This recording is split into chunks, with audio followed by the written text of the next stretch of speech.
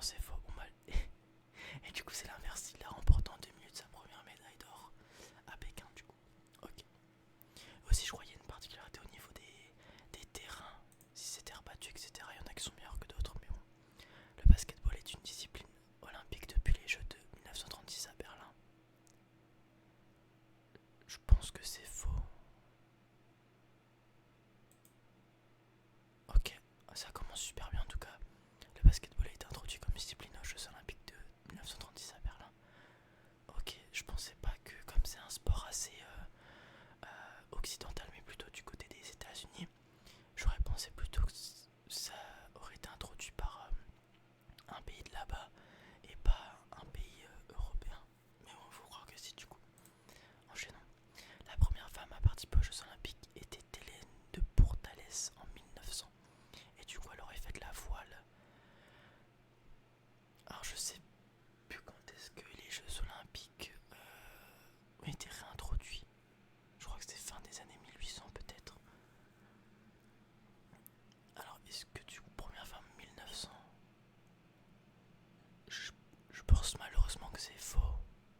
Parce qu'il y a quand même, à cette époque-là, il y avait encore quand même pas mal de misogynie, tout ça. Euh, je pense que c'est faux et que c'est un peu plus tard. Nickel, 0/3. Hélène de Portalès a été la première femme à concourir aux Jeux Olympiques en voile en 1900. Ok, bah tant mieux. Le Japon a remporté le plus grand nombre de médailles d'or aux Jeux de Tokyo en 1964. 64 après la guerre. Je pense que c'est faux et je pense que c'est les States. Les États-Unis ont remporté le plus grand nombre de médailles d'or aux Jeux de Tokyo en 1964. 90 médailles au total. Ok, mais pas 90 d'or. 90 médailles au total, juste. Ok, très bien. D'ailleurs, très très jolie la médaille. Le marathon des Jeux Olympiques de 1904 à Saint-Louis s'est terminé dans des conditions controversées en raison de la tricherie d'un coureur. Je pense que dans ces années-là, c'était assez simple de tricher. Je sais pas s'il y avait du dopage à cette époque, ou du moins s'ils savaient réellement ce que c'était, etc. Et s'ils savaient le contrer. Par contre, de la triche, je pense que sur des très longues distances ou des choses comme ça, il y a moyen de ce temps-là d'arnaquer vu qu'il n'y avait pas spécialement de caméra, etc. Et je pense que les Jeux Olympiques n'étaient pas autant pris au sérieux que maintenant. Du coup, je dirais vrai. Le marathon de 1904 était marqué par la disqualification de Fred Lord, qui avait parcouru une partie de trajet en voiture. Ok, d'accord. Donc, pas très smart. Les premiers Jeux Olympiques d'été n'avaient que 14 pays participants. Ça m'étonnerait pas, on a vu du coup la plus vieille date qu'on ait eue c'est 1900. Donc les premiers devaient être quelques années auparavant, j'imagine. 14 pays, on fait quoi là? Enfin, la plupart des pays européens développés à cette époque-là, France, Allemagne, Royaume-Uni, tout ça. Les States probablement.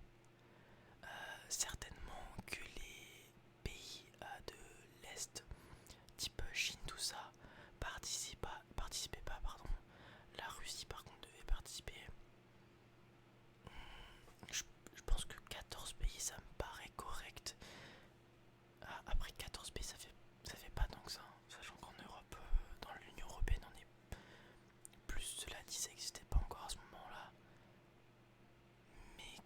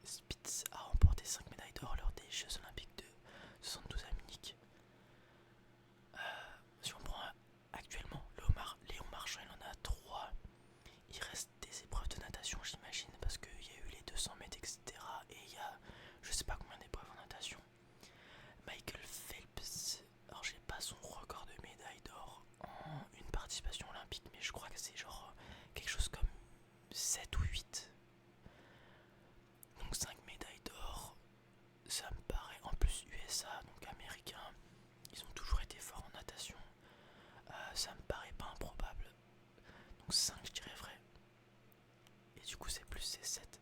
Marcus Spitz a remporté non pas 5 mais 7 médailles d'or en natation aux Jeux Olympiques de 72. Ok, très bien.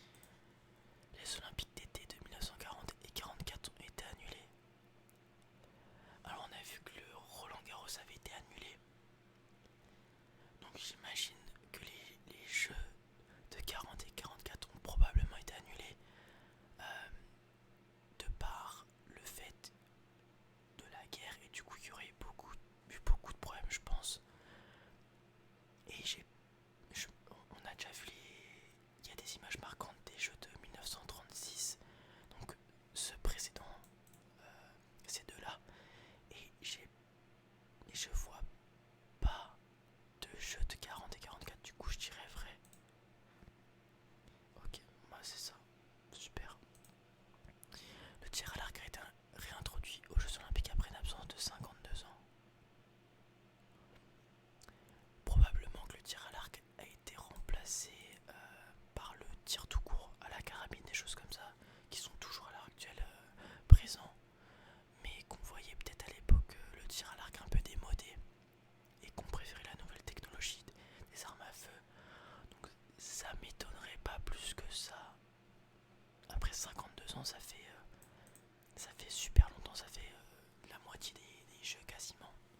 Vu qu'on a vu que ça a été réintroduit en 1896, les Jeux Olympiques, et qu'il n'y a pas eu 2 éditions, et qu'on est en 2024, donc c'est quasiment la moitié. Mais 52 ans, ça me paraît viable, je dirais vrai du coup. Ok. Le tir à l'arc a été réintroduit aux Jeux Olympiques de 72 à Munich après une longue absence depuis 1920. Ok, on continue. La gymnastique rythmique